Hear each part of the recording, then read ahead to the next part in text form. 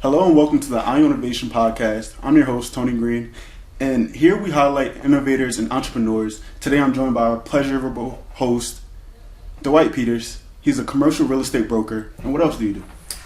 Commercial real estate broker, content creator, father to an amazing 7-year-old. I do it all, Tony.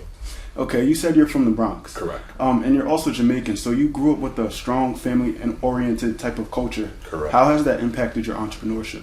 Strong Caribbean background has definitely created even stronger work ethic, right? Like, we understand what it means to work hard, whether that's a good thing or a bad thing, depending on the extremism of it, right? Laziness was never accepted in the household. There is no such thing as a lazy weekend, right? Like, there's always something that needed to be done. But in the retrospect, it taught us not to run away from the work, but run towards it, knock it out, right? If you have an opportunity to knock it out, do it right then and there, get it over with. And I kind of bring that into what I do today. Okay, so you're also the middle child. Correct. You have an older brother and a younger brother. Correct. How has that impacted you? Because you get the best of both worlds, kind of, but also the worst of both worlds. Because you're always in the middle of literally everything. Correct. You have someone to look out forward to, but you also have someone that you have to teach. How has that been? It's been a blessing and a curse, but I think it put me in a position where I always had to be creative. I always had to figure it out, right?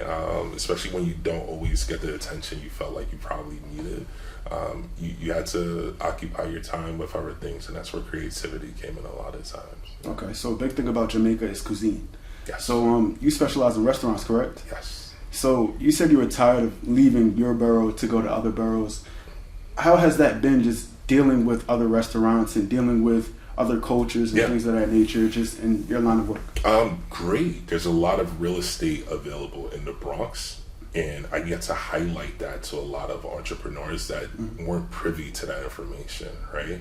I get to, there's a lot of turnkey restaurants. A turnkey restaurant is a restaurant that's vacant, but it already has the vented out systems. It already has a kitchen. Like, literally a restaurant owner could move in tomorrow and start operating that. So I get to share these locations with entrepreneurs in the outer boroughs to let them know there's an opportunity here in the Bronx. The Bronx is growing. We're seeing that year after year, and there's an opportunity for you guys to come over here and put a flag here and continue to grow. And this is how we get to help the Bronx. Every lease that I help sign is an entrepreneur bringing more jobs to our community, right? It's more people within our community getting hired, right? It's more income for the community. So, yeah, I'm super excited, and it's fun to do this stuff.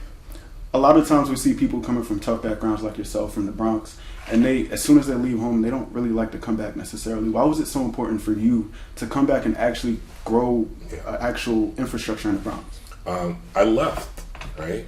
I mentioned I lived in DR, and then I lived in other places, but I came back because I'm a New Yorker. I really don't think I could live anywhere else besides New York. And also, I see the opportunity here in the Bronx, right? A lot of people are just now catching up to it, but I see it. I see that there's a lot of opportunity here for development. There's a lot of great minds and entrepreneurs in the Bronx, and there's a lot of, like I said before, a lot of commercial space in the Bronx that could be leveraged to help develop it. Okay. You said you're also in a bunch of other business ventures. You're mainly into startups and stuff like that. So what is it like to be so adaptable and flexible when it comes to because you said you had a phone business, painting business. You're in a lot of. So one of the things I didn't get to allude to in the conversation is I do things for a certain chapter, and then when I feel like it has expiration, I'm quick to move on. But I take all of those lessons with me, right? So for example, I no longer do the phone repair shop. Once we figured out that we could do home repair services, I stopped doing the phone repair shop, and then I pivoted, and then I took those skill sets and I grew the home repair service. And even now with the home repair service for the painting company, we're coming to the tail end of it now because I'm getting even deeper into real estate, but I'm taking the same skill sets that we learned along the way. So I don't have 10 businesses. It might seem like that, but I don't. But what I've done is I've been able to pivot, take what I needed out of each business, to apply it to the next one, and this is how I'm continuing to grow with everything I do, because I'm just taking the lessons all along the way. And once you're gonna realize, like, entrepreneurship's the same at the end of the day, no matter what you're doing. It's just the product is different, but the mindset is still the same. The strategies are ultimately still the same. And I've just been able to practice over and over and over. And that's why I think on this commercial real estate, that's why it's been so rewarding so quickly for me. Yeah, you said you have a social media presence of over 500,000 followers. Yeah. How have you been able to leverage that in your multiple business ventures? Man, it's been a blessing. So I have over 500,000 followers combined on Instagram, TikTok, and Facebook primarily. I work with a lot of restaurants. Restaurants love exposure. They love getting new eyeballs on their food. So I'm able to provide them with an opportunity. And that makes the conversations 10 times easier versus a cold call from a realtor just saying, hey, Tony, I want to get you a new space. Like, click. Hey, Tony, I see what you're doing with XYZ Pizzeria. I love the pizza. Quick question. Do you mind if I promote your pizzeria to the 500,000 followers I have? I do food content, and I'm also a commercial realtor here in New York. That conversation is way different than, the other conversation most other realtors might have with them. Yeah, so me personally, I want to get into content myself, get into social media, because I see myself as a brand eventually, and I think it's very important to brand yourself.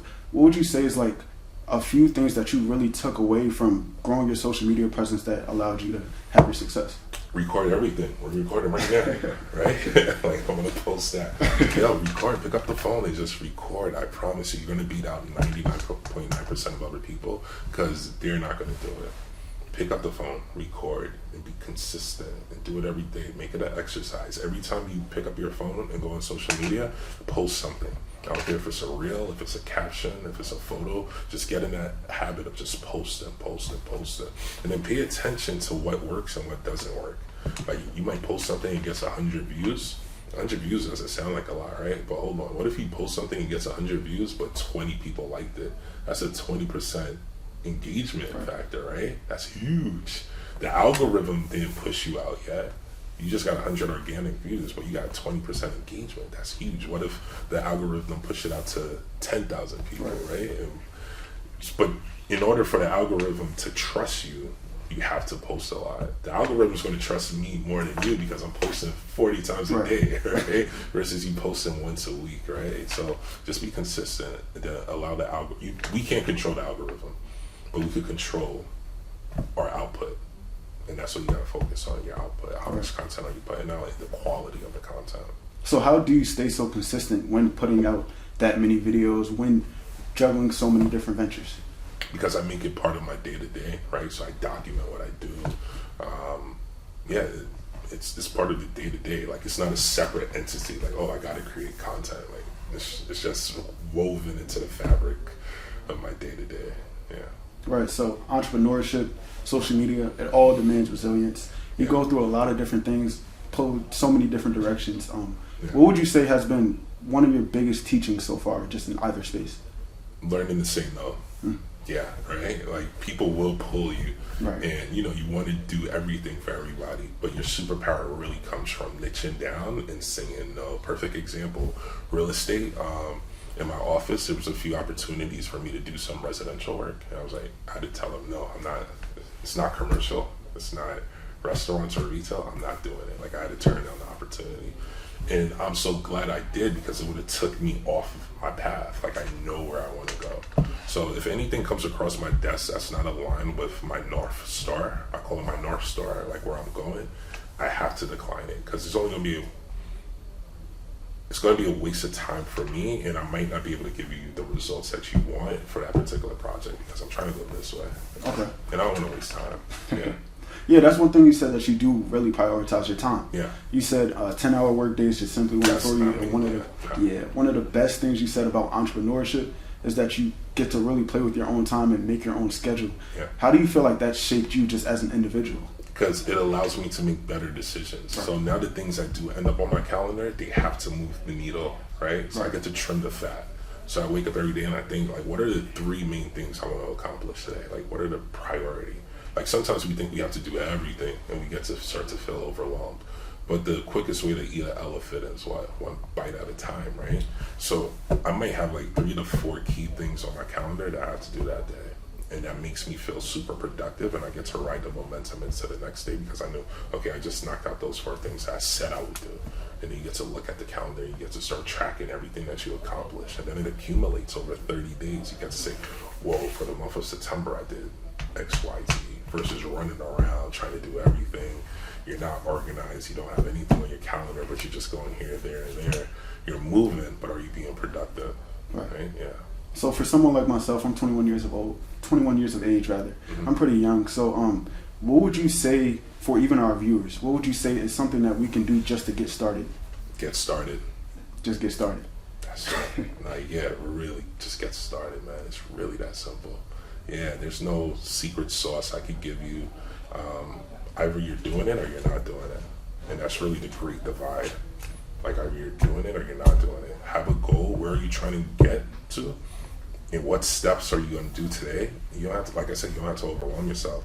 Just take 3 steps every day. Like, what are 3 things that you could do today that's going to get you closer? Closer. You're not going to get there overnight. You don't need to get there overnight. But you just want to make sure that you're getting there, right? You want to make sure that you're getting there in an intentional way. So plan it out, but take constant steps towards it. Okay. Don't overthink this, bro. I promise you, man. And time flies. I was 21 just the other day. Time flies, man. Yeah. You're going to be on this side of the table. Hopefully soon. Right? It's going to be quick, man. But yeah, time flies, man. But take action. Tell the people one more time where they can follow you at. Yeah, definitely. So I'm on Instagram, Facebook, Twitter, all social media platforms at Dwight L. Peters on all social media platforms.